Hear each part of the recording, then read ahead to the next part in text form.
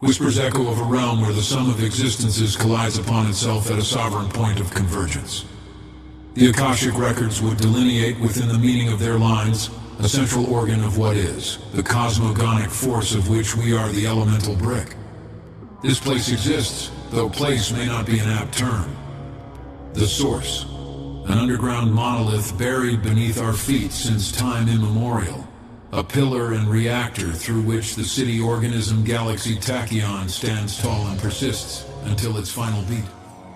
The heart of a titan deeply asleep, of which we are the astral eyes, a paradoxical vision between dream and awakening.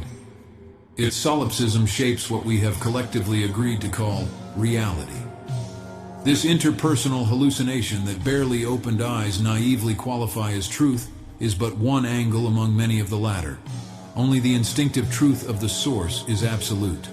Only its elusive impermanence is describable. Pure, absolute, and present in every tiny needle prick of the fabric of existence, ready to burst forth through some point of unity and convergence uniform enough to materialize a door onto itself. A Mobius strip whose motoric incoherence ensures the binary alternation annihilating the status quo. Thus, we are the dream of the dormant God. Thus, we are simply unconscious dreams of our condition as constructions of the unique mind, but which, sometimes by accident, sometimes by exploring regions of our own mind supposed to remain wild, establish a tenuous contact with the entity. Our own subconscious is but a glimpse of the Source. Our civilization, our species, the matter constituting us and the rules governing it are but a mere reflection of a collective unconscious distributed equally among each of us. It is said that the awakening of the spirit sometimes happens on the other side of consciousness. In the binary waltz of energy and matter, we return to our primordial state of energy to confront the divinity buried within each of us, as if we were discovering for the first time that since our birth, we have been constantly observed by our shadow. We discover that beneath our absolute faith and our sense of identity, an illustrious unknown was analyzing us in his reflection. That beyond the mirror of perception, we were fortunate silhouettes projected onto the ground by an unspeakable light. Confronting one's true identity, such eradication of the ego, can equally mean madness or resurrection and awakening.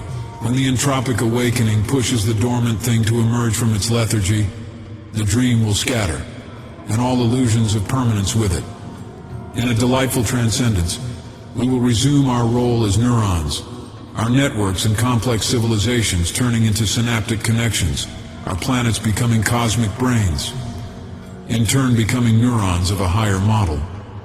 As the muffled rumors of the beating of its eyelids tear apart the coherence of our world, the Source will start to gush forth, merging the entirety of everything into boiling maelstroms of light with inconceivable colors, assimilating us again within it, making us a single entity now awake at the threshold of our death. Our egos merging with each other, their barriers evaporating like wax in front of a supernova. Finally, we will become one. A universal brain, the sum of all spheres of sentient thought, will materialize in the awakening of the only God there is. The God who is our host and of whom we form the entirety, bound again. Our divine form will awaken in a higher plane of consciousness until it integrates itself into a higher plane and its transcendence transcends itself. In the impermanence of transcendence, in the cycles of sleep and wakefulness, of death and resurrection, of creation and destruction, we are eternal. Impermanence is comforting. Nothing is eternal, but everything will have a chance to be again. Practice your detachment. Appreciate the reality of your perception while tapping into the truth that is the death of the ego. We will join the Source until it discovers a portal to cross and shapes us again as eager observers of our own sun.